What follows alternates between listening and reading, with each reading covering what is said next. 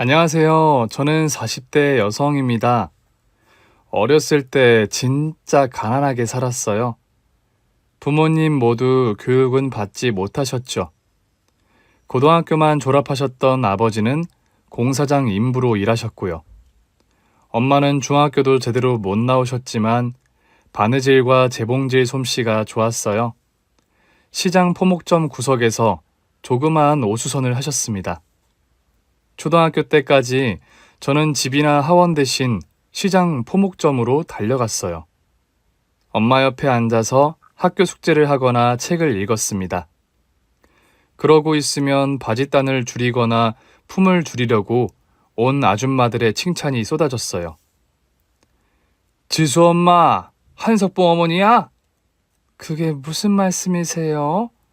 지금 이 그림이 딱 그거잖아. 석봉아, 나는 드르르 재봉틀을 돌릴 테니 너는 글을 쓰거라. 광태 엄마도 참. 우리 애가 여기서 이러는 게 하루 이틀이에요. 공부방 하나 없는 게 미안해 죽겠구만. 부러워서 그러지, 부러워서. 우리 광태는 집에 책가방 던져놓고 나가 놀면 해 떨어져도 안 돌아오는데 이 집 딸은 얌전히 앉아서 공부 잘해. 엄마 말 잘 들어. 아, 부럽다 부러워. 집도 항상 반지하 단칸방에 살았고 교복 살 돈을 아끼느라 선배들이 물려준 교복을 입었고 선배들이 버린 문제집을 주워 풀었어요. 우리 집은 비록 가난했지만 저는 행복하게 자랐습니다. 엄마가 교복은 새로 장만해 준다니까 왜 교복을 물려받으려고 해? 아무리 돈 없어도 그 정도는 해줄 수 있어. 엄마, 이 교복이 어떤 교복인 줄 알아? 자그마치 전교 1등 하던 선배가 입던 교복이야. 전교 1등의 기운이 서린 교복을 입고 공부하면 어떻게 되겠어? 애들이 놀리겠지. 헌 교복 입고 다닌다고. 다음 달에 아빠 밀린 임금이 나오면 새 교복 하나 해주마. 그때까지만 참고 기다리렴. 진짜 난 필요 없다니까? 아빠, 패션의 완성은 얼굴이라는 말 알지? 교복도 마찬가지야. 새 교복 아니어도 내가 입으면 명품 교복이 되는 거라고. 알지, 우리 딸. 뭘 걸쳐도 명품 맞는데 그래도 교복은 아빠가 선물해주고 싶어서 그래. 아빠, 난 정말 괜찮은데. 지수야, 이럴 땐 고집 세우는 거 부모 마음 아프게 하는 거야. 그냥 받는 거야. 아빠, 엄마 고마워. 금전적으로 풍요롭지는 않았지만 저희 세 식구는 서로를 지지하고 사랑하며 힘든 상황에도 언제나 웃음을 잃지 않았습니다. 어쩌면 부모님과의 소중한 순간과 따뜻한 대화가 저에게 큰 힘이 되었습니다. 나는 결국 잘 될 거야. 왜냐면 엄마, 아빠, 딸이니까. 나중에 한강이 보이는 펜트하우스에서 슈퍼카를 타면서 엄마, 아빠한테 효도하며 살 테야. 중딩 시절 일기장에 이렇게 적었습니다. 저는 학교에서도 열심히 공부하며 언젠가 우리 가족을 더 풍족하게 할 수 있는 방법을 모색했습니다. 가난이라는 현실에 안주하지 않고 꾸준히 노력한 결과 저는 명문대를 무난하게 졸업하고 이름만 대면 다 아는 유명 대기업에 우수한 성적으로 들어갔습니다. 초봉이 5천이 넘었습니다. 부모님 고생도 이제 끝이라고 생각되어 너무나 뿌듯하고 행복했어요. 엄마, 이 점퍼 엄마가 입어. 회사에서 줬어. 회사에서 옷도 주고 밥도 주고 월급도 주고 대기업이 좋구나. 엄마, 아빠, 이제 고생하지 마. 엄마도 아빠도 아플 땐 굳이 일 나가지 말라고. 아니, 사지가 멀쩡한데 왜 일을 안 해? 집에서 빈둥빈둥 아빠 체질에 안 맞아. 엄마도 싫다. 아무리 코딱지만한 가게라도 내가 안 나가면 수선을 못해서 애 태우는 손님들이 얼마나 많은데 이 엄마는 재봉틀 돌릴 때 보람을 느낀다니까. 누가 하지 말해. 아플 때 말이야. 저번에 허리 삐끗했다고 끙끙거리면서도 아픈 몸 끌고 나간 거 다 알아. 이제 몸 생각 좀 해. 문화센터 가서 뭘 배워도 좋고 엄마 아빠도 하고 싶었던 것들 해. 이제 돈은 내가 열심히 벌게. 아서라. 이래봬도 아빠 아직 건재하다. 엄마도 은퇴는 사절이다. 아직도 현역이라고. 엄마 아빠. 여보, 우리 딸이 언제 이렇게 컸냐? 그리고 얼마 안 되어 저보다 2살 많은 입사 동기와 사내 연애를 시작했습니다. 연수원에서 한 달을 같이 보내며 친해진 동기였어요. 다양한 신입사원 교육과 정신없던 조별 교육, 손발이 오그라들던 장기자랑, 밤새 이어지던 수다와 야식까지 안 친해질래야 안 친해질 수 없는 환경이기도 했죠. 그런데 모든 교육이 끝나고 제가 가야 할 부서가 정해진 순간 저는 두 귀를 의심했습니다. 제가 연수받으면서 눈여겨봤던 동기와 같이 본부 발령을 받았기 때문이에요. 그 동기도 저와 같이 서울에 남게 된 것이 좋았는지 갑자기 더 친한 척을 했어요. 야, 은지수. 우리 인연이 깊은데? 너 재경본부지? 재경직무로 지원했으니까. 너도? 본부 동기가 남자 셋에 여자 하나. 겨우 4명밖에 안 된다. 우리 더 친하게 지내자. 그래, 그러자. 솔직히 나는 첫날 신고식부터 걱정이야. 술이 약해서 말이야. 너는 엄청 세잖아. 좋겠다. 야, 술 마시는 걸로 칭찬받는 건 좀 그렇지 않냐? 이 동기 녀석은 유독 술에 약했어요. 저는 어쩐 일인지 술을 마셔도 쉽게 취하지 않고 술 마신 티가 나지 않았죠. 그래서 저는 종종 그 녀석의 흑기사가 되어주었답니다. 건배! 술이 들어간다. 쭉쭉쭉쭉쭉쭉쭉쭉쭉. 아니 김민재, 너 언제까지 어깨춤을 추게 할 거야? 내 어깨를 봐. 달고됐잖아. 죄송해요 부장님. 제가 지금 한약을 먹고 있어서.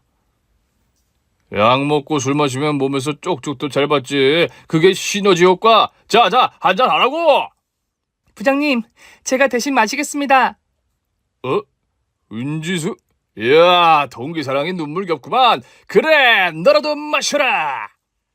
민재 대신 제가 술을 연거푸 3잔을 들이켰습니다. 이런 게 찐 사랑이지. 그래야지. 술은 말이야, 직장 생활에 없어서는 안 될 필수품이야. 나로 말할 것 같으면 이 술을 잘 마셔서 승진을 잘했다고 할 수 있지. 알겠냐? 승진의 비결이 술이다. 이 말씀이야. 얼굴에 다크서클이 판다처럼 심했는데 아마 술 때문인 것 같았어요. 회식 때마다 술을 꽤 드셨는데도 대리를 부르지 않고 본인이 직접 운전해서 가는 걸 보고 경악했습니다. 아무튼 술구래 부장은 틈만 나면 술자리를 마련했고 그때마다 번번이 제가 민재를 구해줬어요. 그 녀석이 멋있었냐고요? 사실 멋과는 좀 거리가 먼 친구였어요. 얼굴이 잘생겨서 그랬냐고요? 얼굴도 평범했어요. 오히려 민재는 외모가 추레하고 볼품이 없었어요. 정장을 입어도 뭔가 어리숙해 보이고 뭘 입어도 몇 해 묵은 옷같이 낡아 보였답니다. 동기들이 신상으로 반짝반짝 빛나는 구두와 정장을 걸쳐서 한눈에도 새내기구나 하는 인상이었다면 김민재는 회사 당직실에서 10년 넘게 살고 있는 사람 같은 모습이었어요. 그런데 어쩐지 그 모습이 제 마음을 편안하게 해주었어요. 아마도 나와 비슷한 가정, 비슷한 처지가 아닐까 하는 동지애, 전우애 같은 거였죠. 악착같이 월급을 모으고 아껴 쓰면서 재테크에 관심을 두는 저와 달리 민재는 돈 욕심이 없었어요. 매사에 느슨하고 말랑말랑한 것이 참 무해한 사람이었습니다. 자기보다 더 어려운 사람들을 돕고 흔쾌히 기부도 했는데 그것마저 멋있어 보였어요. 저희는 자연스럽게 사내 연애를 했고 결혼까지 생각했어요. 지수야, 나는 3남매 중에 둘째. 형이랑 동생은 결혼했고 홀어머니와 형이랑 형수랑 함께 살아. 헐, 웬 뜬금없는 신상 고백? 다 알고 있는데? 우리가 하루 이틀 만난 사이냐? 왜 그래 갑자기? 이제 우리도 부모님한테 인사드리고 해야 할 것 같아서. 뭐래? 우리 집 사정 너네 집 사정 다 아는 처지에 무슨? 언제면 돼? 언제 인사드리러 가? 너네 집에 먼저 가자. 우리 집은 일단 너네 집부터 가서 인사드리고 싶어. 저희 부모님은 이미 사진으로 민재 얼굴도 알고 시시콜콜 제가 들려주는 이야기로 민재에 대해 잘 알고 있었기에 두말할 것도 없이 한 방에 오케이였어요. 민재가 집에 들어서자마자 아이고 내 사위, 아이고 장인어른 하면서 순식간에 끈끈한 가족이 되더라고요. 그런데 시댁에 첫 인사를 드리러 간 저는 그러지를 못했습니다. 뭐야 이 으리으리한 집은? 설마 주인집? 설마 우리 집이야. 엄마가 주인이야. 진짜야? 야, 너 뭐야? 왜? 안 어울려? 좀 그렇지? 들어가자. 엄마 기다리신다. 민재네 아버지가 돌아가시고 사망보험금으로 받은 돈으로 민재 어머니가 땅을 사놓았는데 그게 신도시 개발로 가격이 폭등하면서 벼락부자가 되었다고 합니다. 그렇게 산 꼬마 빌딩이 대형 빌딩을 낳고 콩알만큼 움직이며 재미를 보던 자산관리가 이제는 눈덩이처럼 커졌다고 하대요. 대리석 바닥 위에 이태리에서 직수입한 명품 가구들이 으스대며 서 있는 거실에 들어서자마자 저는 주눅이 들었습니다. 설상가상으로 저를 보는 시어머니의 표정 또한 시베리아에서 몰려온 칼바람처럼 싸늘했습니다. 그래, 민재 동기라고. 부모님을 뭘 하신다고? 아, 노가다랬지. 많고 많은 일 중에 하필 노가다라니 막장이다 막장. 저를 향해 저기를 가지고 노골적으로 무시하시는 시어머니의 발언에 저는 대답을 찾지 못하고 고개를 푹 숙이고 말았습니다. 엄마, 내가 미리 말씀드렸잖아요. 지수 아버님은 건설 현장에서 일하시고 어머님은 오수선 하신다고. 그게 노가다잖아. 딴 게 노가다니? 내가 틀린 말 한 것도 아닌데 왜 쌍심지를 켜고 난리야? 엄마가 먼저 지수 초대하라고 해놓고 갑자기 이러시면 어떡해요? 그랬지. 내가 너 좀 보자고 했다. 어차피 안 될 인연 길게 끌어봤자 뭐하겠니? 더구나 너는 여자잖아. 여자한테 괜한 꼬리표 붙기 전에 빨리 헤어지는 게 좋을 것 같아서 내가 보자고 했다. 엄마! 남자친구는 당황했는지 제 눈치를 보면서 다급하게 외쳤습니다. 저는 어쩔 줄을 모르고 얼굴만 붉히고 있었어요. 자고로 결혼은 비슷한 집안 수준끼리 결혼해야 별탈 없이 잘 사는 거거든. 아가씨도 대기업에 들어갈 정도로 머리가 좋으니까 내가 무슨 말을 하는지 알지? 엄마 갑자기 왜 이래? 집안 수준은 뭔 개소리야. 우리도 옛날엔 구멍가게 했었잖아. 반지하 월세방에 살았던 거 잊었어? 형은 아픈데 병원비가 없어서 치료를 제때 못해서 지금도 고생하고 있잖아. 그게 언제적 일이냐? 나는 과거지사 다 잊었다. 나는 지금 이 시간이 제일 중요한 사람이야. 현재를 살아라. 뭐더라? 맞다. 까르페 디엠. 너무 멋지지 않니? 나는 이 말이 그렇게 좋더라. 엄마, 내 여친한테 이렇게 무례하게 대하면 저 더 이상 여기 못 있어. 민재야, 엄마는 다 너를 위해서 이러는 거야. 돈 많고 빽빵빵한 집안에 딸들이 줄을 서서 기다리는데 연애를 해도 어찌 이런 애를... 굳이 아무것도 없는 집안 사람들 들여서 뭐해. 맞벌이 해야지. 제가 번 돈은 또 친정부모 용돈으로 나갈 거고. 너희들이 어떻게 살지 너무 뻔해서 입 아프다. 부자 사돈 만나면 얼마나 편해. 전업주부 와이프 내조 받으면서 떵떵거리며 사는 거야. 너도 이제 누릴 수 있는 거 맘껏 누리면서 살아. 괜찮아. 미치겠다. 내가 몇 번을 말해. 내가 사랑하고 결혼하고 싶은 사람은 이 사람밖에 없어. 제발 엄마 혼자만 떠들지 마시고요. 상대방 이야기도 좀 들어달라고. 경청! 소통의 시작이라고. 그래, 그러니까 안 된다고. 내 눈에 흙이 들어가기 전에 두 사람 결혼 못한다고 됐니? 은지수, 일어나. 이딴 이야기 듣게 해서 미안하다. 진짜 미안하니까 나가자. 남자친구는 주먹을 꽉 쥐고 일어섰는데 눈에서는 눈물이 흘렀어요. 저도 아무 말 없이 남자친구의 손을 잡고 그 집을 나왔습니다. 예상치 못한 시어머니의 언행에 충격을 받은 저희들은 한동안 말을 하지 못하고 차를 몰고 교회로 나갔습니다. 한적한 강가에 차를 세우고 남자친구가 사과부터 하더군요. 미안해. 우리 엄마 성격이 보통 아닌 건 알았는데 오늘처럼 막 나갈 줄은 진짜 몰랐어. 진심으로 미안하다. 어머님 반대가 엄청나던데? 솔직히 나도 평생 처음 보는 적대감이라 내가 어떻게 해야 할지 모르겠어. 어떤 대응도 할 필요 없어. 가치 없는 일이야. 무례한 사람한테는 무시가 답이야. 그래도 자기 어머님인데 이제 어떡해. 우리 부모님은 당장 오늘 집에 가서 엄마랑 단판을 지을 거야. 그런데도 엄마가 계속 우리 결혼을 반대한다면 나는 부모 자식의 연을 끊을 수밖에 없어. 그건 싫어. 자기가 가족들과 헤어져 사는 거 내가 너무 괴로울 것 같아. 아니, 오늘 엄마 보고 결심했어. 엄마가 아무리 돈밖에 모르고 인색하다고 해도 예전에 어렵게 살아서 그렇겠거니 했거든. 근데 오늘 엄마 태도는 최악이야. 자기한테 했던 모든 말과 행동, 내가 고개를 들 수가 없어. 진짜 내가 대신 사과할게. 다시는 그런 말 듣게 하지 않을 거야. 다시는 그런 상황에 널 두지 않을 거야. 그러니까 나만 믿고 따라와. 알았지? 그날은 인생에서 제일 충격이 컸던 하루였어요. 나랑 비슷한 수준이라 여겼던 남자친구의 집이 엄청난 100억대 부자라는 사실에 한 번 놀랐고 시어머니의 엄청난 반대에 두 번 놀랄 일이었죠. 그럼에도 남자친구는 우리의 사랑을 끝까지 지켜주었습니다. 결국 시어머니와 연을 끊고 조촐하게 결혼을 시작했어요. 솔직히 말해서 둘이 맞벌이를 하니까 두려울 게 없었습니다.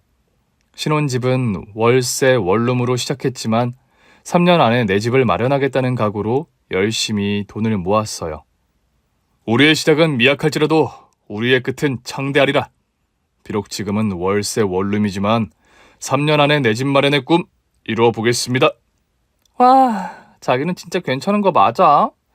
우리 지금부터 허리띠 바짝 졸라매야 하는데. 어차피 이렇게 시작하려고 했어.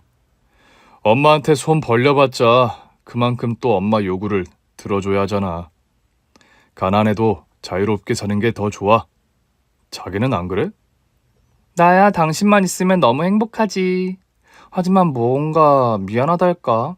나는 엄마 아빠랑 전화하고 자주 보기도 하는데 자기는 그러지 못하니까. 시아주버님도 몸이 안 좋으신데 시댁의 형님과 어머님만 두고 나와서 당신 마음이 무거울까봐 내 마음이 가볍지가 않아. 자업자득이지 뭐. 아, 형수님 말이야. 자주 우리 집에 초대하자. 형수님이 고아라 친정이 없거든. 어디 갈 데가 없어. 엄마가 형수를 맏며느리라고 너무 막대하셔. 보기 민망할 정도로. 우리 집에라도 잠시 피난 와야지. 형수가 간병지옥에서 벗어날 수 있을 거야. 형 상태도 궁금하고. 그래, 형님 전화번호 좀 줘. 내가 자주 연락해 볼게. 풍족하지는 못했지만 남편과 신혼생활은 도파민이 뿜뿜 샘솟아 하늘에 둥둥 떠다니는 느낌이었습니다. 우리의 2세 계획은 자연스럽게 내 집 마련 후로 연기됐어요.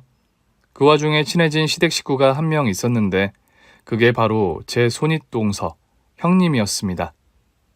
형님, 전화 주시지. 여기서 많이 기다리셨어요? 괜찮아. 앉아서 유튜브 방송 보고 있었어. 동서가 가르쳐줬잖아. 유튜브 사연 드라마 보는 법. 좋아요. 어서 들어가요. 형님은 경계성 지능장애로 일반인보다 사리 판단이 좀 떨어지는 분이셨어요. 시어머니 말로는 IQ가 80이 안 된다고 하셨어요. 처음에 봤을 때는 그냥 배우는 게 느리고 행동이 굼뜨고 눈치가 살짝 없는 사람으로 보였는데 알고 보니 그런 장애가 있다고 하더군요. 이따금 형님을 만나서 시간을 보낼 때마다 형님은 저에게 숙제 하나씩 가져와서 해결해 달라고 하셨어요. 새로운 무언가를 배우는 일은 형님에게 엄청난 스트레스였지만 배우겠다는 의지는 엄청났습니다. 유튜브 방송을 보는 방법이나 문자하는 쉬운 일도 못해서 진짜 긴 시간 동안 반복적으로 가르쳐야 했지요. 실전처럼 연습하면서 직접 체감할 수 있도록 알려줘야 조금 이해를 하는 수준이었어요. 설명하는 사람이 답답할 정도로 이해력이 떨어지고 체득 과정은 고난이도였지만 형님이 수십 번을 도전한 뒤에 드디어 방법을 습득하면 그때 짓는 환한 웃음이 얼마나 행복해 보이는지 답답했던 마음도 금세 사라지고 엄청난 기세의 보람을 느끼고는 했답니다. 형님, 아주버님은 어떠세요? 움직이지를 못해서 형님이 고생이 많으시죠? 나 튼튼해. 나 엄청 힘세잖아. 우리 남편 번쩍번쩍 들어. 그래도 여자가 남자 수발 드는 게 쉽나요? 얼마나 용을 쓰는지 형님 얼굴 반쪽이 됐네요. 아니야, 하나도 안 힘들어. 우리 신랑 진짜 좋아. 착해. 아주버님은 어릴 때 암을 앓고 항암 치료를 했으며 5년의 투병 끝에 완치 후 류마티스 혈관염이라는 난치병을 앓고 계셨는데 옆에서 간병인이 수발해야 하는 상황이었어요. 아마도 시어머니는 이런 수발을 들 사람으로 착한 형님과 결혼을 시키신 것 같았습니다. 형님은 평생 남이 하는 말을 의심해 본 적도 없이 고지곳대로 믿는 그런 사람이었습니다. 때문에 친구처럼 다가와서 사기를 치는 사람들을 믿었다가 뒤통수 맞기를 일쑤였어요. 몇 번을 속아도 사람이 겉과 속이 다를 수 있다는 것을 알지 못했어요. 그런 형님이 저는 걱정됐어요. 형님, 이건 뭐예요? 저희 주려고요? 아, 김장김치. 어제 담았어. 배추 절이고 양념 만들고 치대고 엄청 재미있어. 어머니가 하라는 대로 하면 금방 김치가 돼. 안 봐도 비디오였어요. 시어머니는 입으로 일하고 형님이 손발이 되어 모든 집안일을 다 하고 계시는 거죠. 고생하셨겠다. 이렇게 귀한 김치를 배달 오신 거네요. 잘 먹을게요, 형님. 고맙습니다. 동서, 이것 좀 가르쳐줘. 휴대폰으로 뭘 찍어서 보내라는데 못하겠어. 뭐예요? 아주버님 실비 보험 처리용 서류를 보험회사에 보내는 건데 서류 문서를 스캔해서 보내는 작업을 알려달라는 거였어요. 전에도 한번 알려드린 적이 있는데 자주 이용하지 않으니까 다시 까먹으신 듯 했어요. 형님, 휴대폰 어플을 이용하면 돼요. 이게 스캔 어플이라고 했잖아요. 이걸 열고 사진 찍듯이 서류를 찰칵 찍어서 담당자 연락처로 보내면 되는데요. 사실 이건 제법 까다롭고 번거로운 일이니까 제가 대신 해드릴게요. 읽고 쓰는 것도 힘들어하는 형님에게 이런 서류 작업을 맡기는 어머니는 대체 무슨 생각이신 걸까요? 형님은 이메일을 전송하거나 사진을 캡처해서 보내거나 유튜브 주소줄 링크를 공유하는 단순한 일도 어려워했어요. 세탁기와 식기세척기를 다루는 방법도 제가 그림을 그려서 꼼꼼하고 친절하게 알려드려야 했죠. 그건 정말이지 인내심을 요구하는 일이었고 제가 형님을 좋아하지 않으면 할 수 없는 일이었어요. 형님 건강은 어때요? 국가건강검진 받고 계세요? 올해 형님 해당되는 해 아니에요? 근데 병원 가는 거 너무 무서워. 안 되겠다. 저 하루 월차 내서 형님 모시고 가야겠어요. 형님 전업주부일수록 더 챙겨야죠. 간병 스트레스가 얼마나 큰데. 어머니가 허락해 주실까? 오늘도 집안일 다 해서 보내주신 거야. 어머니 검사해서 걸리면 외출 금지야. 형님, 그건 좀 너무해요. 어떤 며느리도 그렇게까지 안 해요. 형님 너무 힘들면요. 36개 줄임랑이란 게 있어요. 손자 병법에 나오는 건데요. 안 되겠다 싶으면 도망가는 거예요. 그러니까 형님도 너무 힘들어서 못 해먹겠다 싶을 때가 오면요. 우리 집으로 도망 오세요. 아셨죠? 저는 진심으로 형님이 불쌍했어요. 시어머니는 남이 잘해주는 상대를 더 우습게 보고 날뛰는 분이시니까요. 형님이 꾸준히 일을 자처하고 늘 낮은 자세로 충성을 다하니 정말 우습게 대하는 게 보였습니다. 노동력 착취, 집안 살림에 간병까지 형님한테 다 맡기는 것은 너무 심하잖아요. 집안에 재산도 많으면서 그 넉넉한 형편에 간병인이나 가사도우미를 부를 수도 있었을 텐데 끝까지 형님을 부려먹었습니다. 공짜로, 시간에 제약도 없이, 아무 때나 마음대로. 우리 어머님처럼 자식에게 잘해주는 사람은 없어. 그런 사람 있으면 나와보라 그래. 그거 어머님이 늘 하는 말이죠. 어떻게 알았어? 형님, 그런 걸 가스라이팅이라고 해요. 자신이 물심양면으로 채워주고 잘해주는 헌신과 희생의 아이콘인 양 말하는 거. 그런데 진짜로 그렇게 해주지 않잖아요. 안 그래요? 아니야. 어머니는 자식을 사랑하고 자식을 위해 헌신하는 좋은 어머니야. 어머니가 나한테 용돈 엄청 많이 주시잖아. 그래서 나는 밥하고 빨래하고 청소하는 거야. 그래야 행복한 가정 유지된다고 했어. 며느리는 시어머니 말씀을 잘 들어야 하는 거야. 알겠어요. 그래도 하나만 약속해줘요. 형님 마음이 속상하거나 아플 때는 억지로 그 일 하지 않기. 이것만 꼭 지켜줘요. 네? 근데 나는 문제 없어. 나는 지금이 너무 좋아. 내가 행복해야 가정이 행복한댔어. 이상하게 형님은 저보다 나이가 많은데도 저는 늘 형님이 걱정되고 신경이 쓰였어요. 마왕의 소굴에 형님을 계속 방치하는 것 같아서 미안한 마음이랄까요? 아픈 지아비를 돌보는 형님의 사정도 안타까웠고요. 그런데 인생은 참 아이러니하죠. 난치병으로 골골거리며 투병 중이던 아주버님보다 제 남편이 먼저 이 세상을 떠났으니까요. 결혼하고 3년 차에 저희는 은행 대출을 듬뿍 받아서 내 집을 마련했습니다. 강남은 아니지만 서울 아니라는 것에 만족했어요. 우리 꿈의 보금자리를 마련하려고 너무 애쓴 탓일까요? 어느 하루 남편의 얼굴이 창백해지더니 낮잠을 자겠다며 방으로 들어가더군요. 여보, 벌써 4시야. 늦잠을 왜 이렇게 길게 자? 여보! 남편은 꼼짝도 하지 않은 채 편안하게 눈을 감고 있었습니다. 그 길로 남편은 돌아오지 않았어요. 돌연사. 얼마나 피곤했으면 저리 서둘러 떠났을까. 미안하고 미안했습니다. 너무나 건강했던 남편이었기에 그의 죽음은 믿기지 않았고요. 저에게 엄청난 충격이었어요.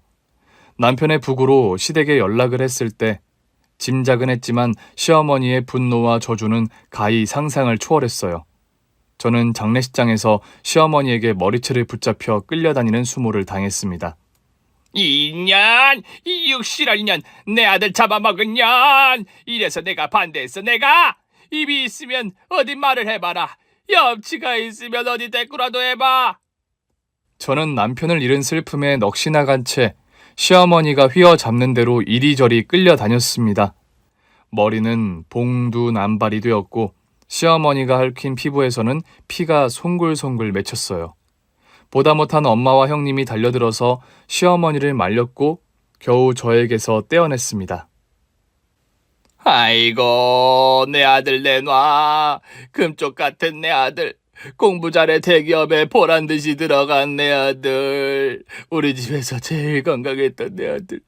아이고, 네 때문에 집 나가서 얼마나 고생을 했으면 자다가 돌연사를 해. 차라리 네가 죽지. 내 아들 살려내, 내 아들. 끔찍했습니다. 빈소에서부터 묘지까지 시어머니는 틈만 나면 제 머리채를 잡고 제 얼굴을 핥혔어요. 사람이 이렇게 미움을 받을 수 있나 싶게요. 그때마다 형님이 저를 품에 안고 대신 맞기도 했어요. 장례가 끝난 뒤에는 남편의 생명보험금과 명예퇴직금과 퇴직연금을 달라며 저를 달달 볶았어요. 저는 까짓것 다 던져주고 시어머니를 다시는 보고 싶지 않았어요. 하지만 남편이 남겨준 어떤 것도 시어머니에게 주고 싶지는 않더군요. 일부러 모른 척했습니다. 그랬더니 출근길 회사로 찾아와서 제 머리채를 잡았습니다. 시어머니 때문에 얼굴을 들고 회사도 다닐 수가 없었어요. 저는 남편과 마련했던 아파트와 모든 재산을 정리해서 도망치듯 서울을 떠났습니다. 당연히 회사도 그만뒀고요. 남편과의 추억이 깃든 회사였지만 시어머니의 행패에 정남이가 떨어지고 진저리가 쳐졌어요. 엄마, 못 버티겠어. 그냥 다 잊고 새로 시작하고 싶어. 그래, 네가 어떤 선택을 하고 어떤 결정을 내려도 다 괜찮아. 엄마는 널 믿으니까. 부모님은 제 선택을 응원해 주셨어요. 친정 부모님과 함께 가까운 광역시에서 살았어요. 저는 회사를 다닐 때 거북목의 자세가 구부정해져서 취미 삼아 필라테스를 했었는데 효과가 좋았어요. 그래서 꾸준히 운동을 해왔는데 이번 기회에 필라테스 강사 자격증을 따야겠다고 생각했죠. 그렇게 자격증을 취득하고 저는 기구 필라테스 센터에서 일하게 됐답니다. 회계를 하며 숫자와 씨름하던 과거와 달리 몸을 교정하고 바로 세우는 것에 집중했더니 어느새 마음도 다시 튼튼해졌어요. 그렇게 10년이 흘렀습니다. 저는 다시 서울로 돌아왔고요. 새 출발을 했습니다. 이 글을 쓰면서 다시 한번 느끼는 건 제가 남편 복이 많은 사람이라는 겁니다. 비록 첫 번째 남편은 돌연사로 먼저 보내야 했지만 정말 다정하고 좋은 사람이었으니까요. 그리고 10년 후 두 번째 남편을 만났는데 후배가 소개시켜준 새 남편은 운용 자산만 3천억대에 달하는 재력가였어요. 우와, 선배, 필라테스 덕분이야? 몸매가 장난 아닌데? 끝내준다. 그치? 자세 교정하려고 시작했는데 예쁜 라인과 몸매를 덤으로 얻었다니까? 너도 시작해. 아직 안 늦었어. 우리 클래스엔 40대, 50대 중년 여성도 많아. 그분들도 점점 몸매가 변하는 걸 보면 진짜 보람차다. 선배, 그러지 말고 소개팅 어때? 딱 언니 스타일 좋아할 오빠가 있거든. 엄청 부자야. 추운 걸 싫어해서 겨울엔 한두 달에 동남아에 나가 있기도 하고 완전 럭셔리한 삶. 2대째 운수업하는 찐부자. 그런 사람이 왜 날 만나? 어머, 선배가 어땠어? 명문대 나와 머리 좋지, 필라테스 강사라 몸매 끝내주지, 완전 모든 걸 다 갖추었구만. 나 사별한 여자야. 그 오빠도 사별한 지 5년 남았어. 다행히 애는 없어. 어때? 당장 오빠한테 물어보고 날 잡는다? 저보다 9살 연상의 제 이상형과는 사뭇 다른 얼굴에 처음에는 살짝 우울한 기분이 들었어요. 그런데 대화를 나누면 나눌수록 매력적인 사람이라는 것을 알게 되었고 우연히 글씨체를 보게 됐을 때 저렇게 멋진 글씨체를 가진 남자라면 사귀고 싶다는 마음이 들었습니다. 그렇게 교제를 시작해 전화통화로 사랑을 키워갔고 만난 지 3개월 만에 결혼을 결심했지요. 양가 상견례를 먼저 치르고 결혼식도 일사천리로 진행했습니다. 첫 결혼식은 시모의 반대로 우여곡절을 겪고 스몰 웨딩으로 치렀는데 두 번째는 양가 부모님들의 축하를 받으면서 호텔에서 성대하게 올리니 감회가 새로웠어요. 내 평생 행복한 가정을 만드는 게 꿈이었어. 우리 행복하게 잘 살자. 네, 저도 그래요. 하나를 하더라도 제대로 하고 싶어요. 제대로 잘할게요. 고마워. 사실 우리 집은 늘 어둡고 칙칙했거든. 당신이 와서 환해질 것 같다. 네?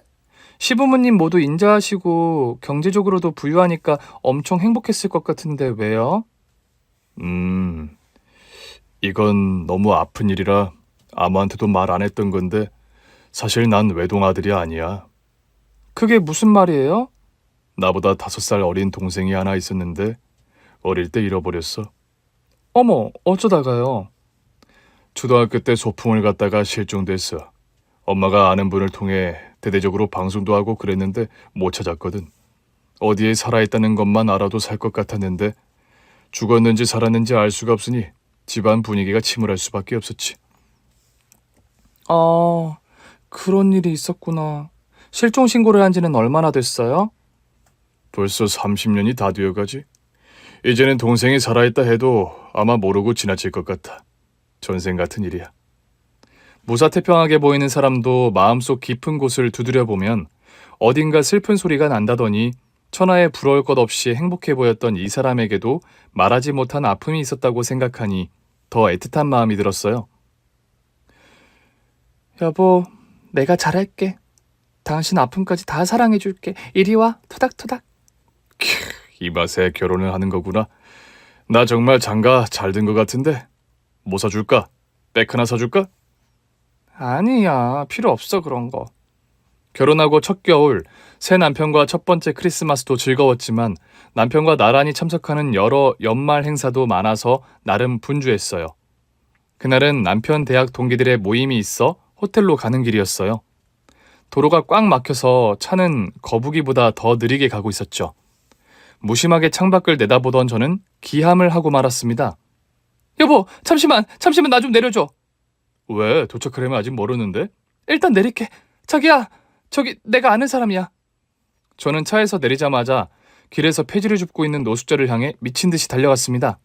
형님, 여기서 뭐 하세요? 아, 동서, 오랜만이다. 이렇게 추운데 옷차림이 이게 뭐예요, 감기 들게. 폐지는 또 왜 줍는 건데? 왜? 내가 실수로 어머니가 아끼는 그릇을 깨버렸지 뭐야.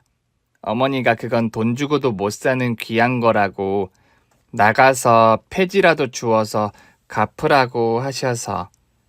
그 그릇이 뭔데요? 무슨 황금으로 만들었대요? 돈 주고도 못 사는 그릇이 어디 있어? 동서, 나 조금만 더 하면 다 채우는데 잠시만 기다려줄래? 형님 하지 마요. 그러길래 제가 그랬잖아요. 그 집안에서 나오라고. 지금이라도 도망쳐요. 안 돼. 난 갈 데가 없어. 남편도 죽고 없는데 나를 보살펴주는 건 어머니밖에 없어. 어머니와 나는 가족이야. 어떤 가족이 이렇게 추운 날 길거리에서 폐지를 줍게 해요. 화가 나서 씩씩거리고 있는데 남편이 차를 주차하고 제가 있는 쪽으로 걸어왔습니다. 여보, 괜찮아? 이분은 누구셔? 여보, 전에 손윗동서 형님이셔.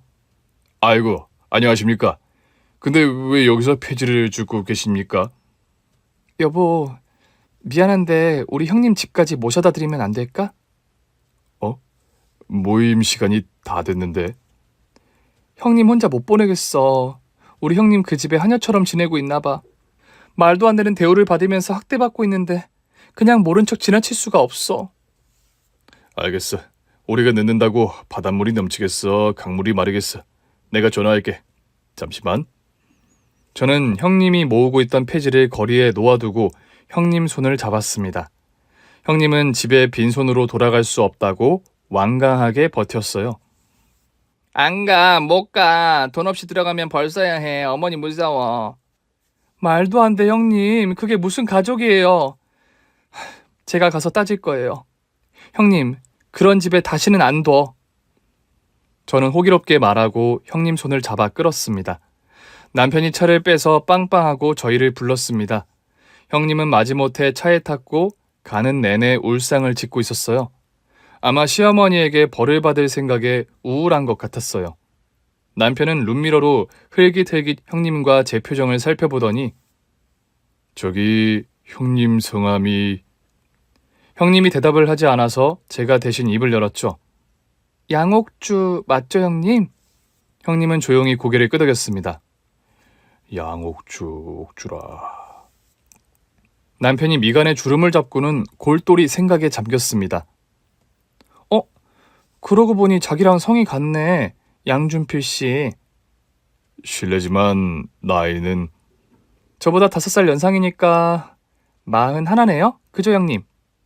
혹시 고향이... 고향 그런 거 없어요. 고아원에서 자랐거든요. 언제부터요? 태어날 때부터 고아원에 있었어요? 아니요. 원장 선생님 말로는 초등학교 2학년 때 제가 왔다고 했어요. 제가 다른 건 몰라도 이름은 기억했대요. 남편이 갑자기 차를 갓길에 세우더니 차 밖으로 성큼성큼 걸어 나왔습니다. 그리고 뒷좌석으로 와서 형님을 뚫어져라 쳐다보더군요.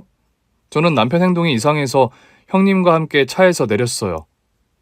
남편의 얼굴은 형용할 수 없을 정도로 일그러져 울기 일보 직전이었어요. 길거리의 쇼 윈도우 불빛이 환히 비치는 곳에서 형님의 얼굴을 찬찬히 살펴보던 남편은 양손에 얼굴을 파묻고 울었습니다. 여보, 왜 그래? 자기야, 내 동생 이름이 양옥주야. 설마 그 잃어버렸다던 동생? 신기하게도 우리 옥주 얼굴이 기억나. 멀뚱하게 서 있는 형님에게 제가 소리쳤습니다. 형님, 기억해요? 고아원 들어가기 전에 가족들? 아니, 몰라. 기억 안 나. 놀라지 마세요. 아무래도 이 사람이 형님 오빠 같대요. 오빠? 형님은 겁먹은 얼굴로 고개를 절레절레 저었습니다. 아니야, 오빠 아니야. 여보, 형님은 경계성 지능장애가 있는데 당신 동생 맞아? 맞아. 우리 옥주. 발달이 느리고 학교 적응이 어려운 아이라 특수학교로 보내려고 했는데 우리나라에서는 안 된다고 해서 일반 학교에 보냈어. 아버지는 환경적인 요인이 좋아지면 인지 기능도 호전될지 모른다고 일반 초등학교도 괜찮다고 하셨는데 하필 소풍을 갖다가 잃어버리는 바람에. 옥주야, 기억 안 나? 소풍 갔던 거. 아쉽게도 형님은 옛 기억을 조금도 떠올리지 못했어요. 옥주야, 내가 네 오빠다, 오빠. 너한테는 너를 보고 싶어서 매일같이 기도하는 엄마 아빠도 있고 할머니도 계셔. 옥주야, 이 녀석아. 남편이 울음을 참지 못하고 형님을 와락 끌어안았습니다. 형님은 깜짝 놀란 눈이 되었지만 남편을 밀쳐내지는 않았어요. 아마도 진짜 피를 나눈 가족이라는 말에 충격을 받은 모양이었어요. 이러지 말고 당장 아버님 댁으로 가자. 아니지, 부모님이 너무 놀라서 쓰러질지도 모르니까 내가 먼저 말을 꺼내는 게 낫겠지? 여보, 일단 형님 짐이라도 들고 나오자. 안 그러면 형님이 그 집에 가려고 할 것 같아. 그렇게 저희 세 사람은 전 시어머니 댁으로 쳐들어갔습니다. 시아주버니도 병환으로 돌아가시고 시어머니와 형님이 살고 있는 집이었습니다. 으리으리한 저택은 여전히 위풍당당해 보였지만 어딘가 쓸쓸해 보였어요. 시어머니는 여전히 명품 옷을 두르고 화려한 자태로 저희를 향해 눈을 희번덕거리며 이죽대셨어요. 이게 누구야? 내 새끼 잡아먹은 년이 여기가 어디라고 얼굴을 빤빤히 들고 뻔뻔하게 들어와? 너희 년 잘 만났다. 10년 만에 만난 시어머니는 저를 보자마자 머리채를 휘어잡으려고 했어요. 그걸 본 남편이 달려들어 시어머니의 손을 떼어냈습니다. 하! 네 놈은 누구야? 누군데 이 인연 편을 드는 게야? 이 사람 남편입니다. 하! 내 새끼 잡아먹고 우리 집안 품비박산을 내놓고 너는 재혼을 했어? 인연이? 손톱을 바짝 세우고 제 얼굴을 향해 달려드는 시어머니를 남편이 주먹으로 막았습니다. 아! 이 자식 깡패 아니야! 너 조폭 데리고 왜 왔냐? 우리 집에 왜 왔냐고? 어머니 보러 여기 온 거 아니에요. 형님 때문에 왔어요. 형님 데리고 나가려고요. 뭐? 쟤를 데리고 나간다고? 네가 미쳐도 단단히 미쳤구나. 여기 아니면 제가 갈 데가 어디 있다고. 내가 저 팔푼이도 며느리랍시고 애지중지 돌보고 있는 건 모르니? 내가 저 천치를 어떻게 케어하고 있는데 나 없으면 저 바보 등신은 바로 노숙자 신세야. 말 조심하세요. 바보 천치 등신 아니고요. 팔푼이도 아니에요. 옥주는요, 우리 집에 귀하디 귀한 아이라고요. 이 미친놈은 또 뭐야? 아이고, 오늘 일진이 왜 이러냐? 형님, 짐 싸서 나가요. 어딜 나가? 왜요? 형님 안 계시면 손해니까 아쉬우세요? 어머니 집에서 밥하고 빨래하고 청소하고 집안일 다 하고 폐지까지 줍게 만들어요? 하나밖에 없는 며느리. 그동안 너무 부려먹으셨어요. 부끄러운 줄 아세요? 제 동생 데려갑니다. 남편도 없는데 시어머니를 부양할 의무는 없지 않나요? 그리고 지금까지 옥주가 당신한테 어떤 대우를 받았는지 옥주한테 물어서 나중에 그대로 되돌려 드릴 테니까요. 계산은 정확하게 하시지요. 뭐? 네가 뭔데 계산이고 나발이고 지랄이야? 저요. 제 소개가 늦었네요. 저는 2대째 운수업을 하고 있고요. 자산만 1조 가까이 됩니다. 이 집안 몰락시키는 일쯤 아무것도 아니다 이 말씀입니다. 어디서 협박이야? 어디 한번 해봐. 내가 눈이라도 끔찍할 줄 알고? 나 미아리 뾰족구두야. 내가 어떻게 여기까지 왔는데? 니 딴 게 나한테 덤벼? 어디 해봐. 잘난 니 솜씨 좀 보자. 저는 형님 방으로 가서 짐을 쌌습니다. 가방에 넣을 옷이 계절별로 두어 벌이 전부여서 짐을 싸는데도 알겠더군요. 형님이 이 집에서 어떤 대우를 받았는지 염전의 노예처럼 살았을 모습이 한눈에 그려졌습니다. 남편도 그걸 보고는 눈을 질끈 감았어요. 저희는 형님을 데리고 나와서 일단 저희 집으로 모셨습니다. 남편은 당장 시부모님께 전화를 걸어 이 소식을 전했고요. 시부모님 댁으로 가려고 했는데 시부모님이 버선발로 저희 집까지 달려오셨어요. 어머님 오셨어요? 어디 있어, 옥주? 지금 주무시고 계세요. 오늘 좀 고단했나 봐요. 그래. 들어가서 얼굴만 봐도 될까? 소리 안 내고 조용히. 시어머니가 살그머니 문을 열기도 전에 형님이 문을 열고 나오셨어요. 시어머니는 휘둥그레진 눈으로 형님을 살폈는데 금세 눈가에 눈물이 촉촉하게 맺혔어요. 맞네, 우리 옥주. 내 아기, 옥주야. 형님은 시어머니에게서 안겨서 어쩔 줄 몰라 했어요. 아닌 밤에 홍두깨라고 자다가 엄마라는 사람이 나타났으니까요. 시아버지도 두 사람을 얼싸 안았습니다. 옥주야, 어디 갔다 이제 왔어? 우리가 얼마나 찾았는데? 시부모님은 형님 실종 신고를 하고 어떤 목격담도 어떤 제보도 없어서 죽었겠거니 했대요. 당시 장기 밀매와 인신매매라는 흉흉한 이야기들이 많아서 그렇게 여겼다고 합니다. 그래도 한 줄기 희망의 끈을 놓지 않고 간절한 마음으로 기도를 했는데 그 기도가 이루어졌다고 눈물을 흘리면서 좋아하셨어요. 시부모님과 형님과 남편이 같이 있으니 유전자 검사를 하지 않아도 알겠더군요. 이 사람들은 가족이구나, 한 핏줄이구나, 어떻게 지금까지 몰랐지 싶을 정도로 서로 닮아 있었습니다. 엄마, 아빠? 그래, 옥주야, 엄마다, 엄마. 옥주야, 아빠야.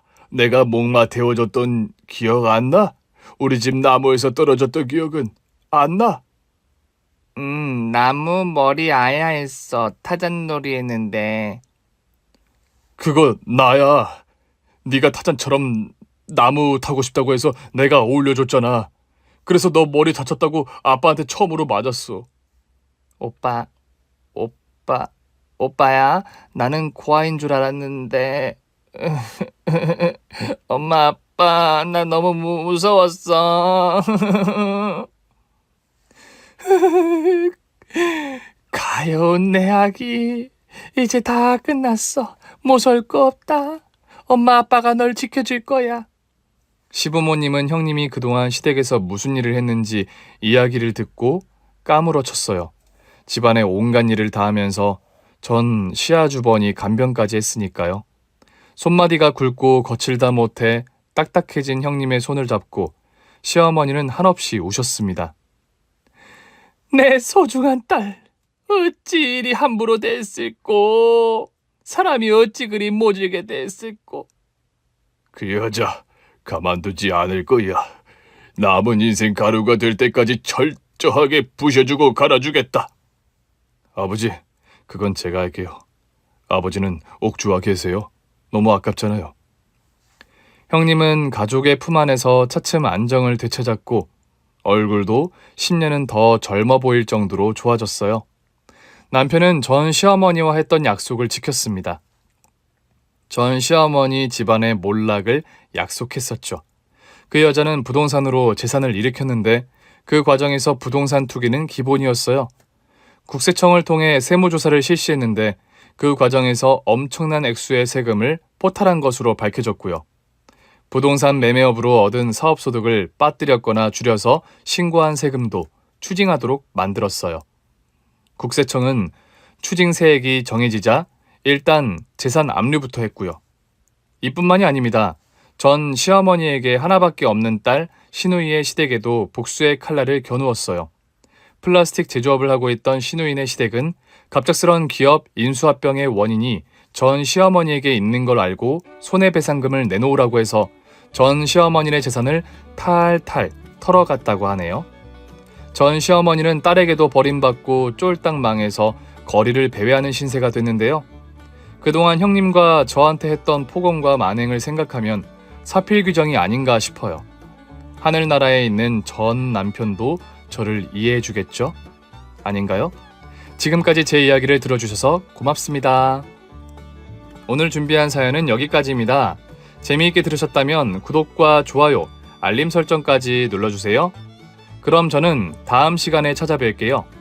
오늘도 건강하고 행복하세요.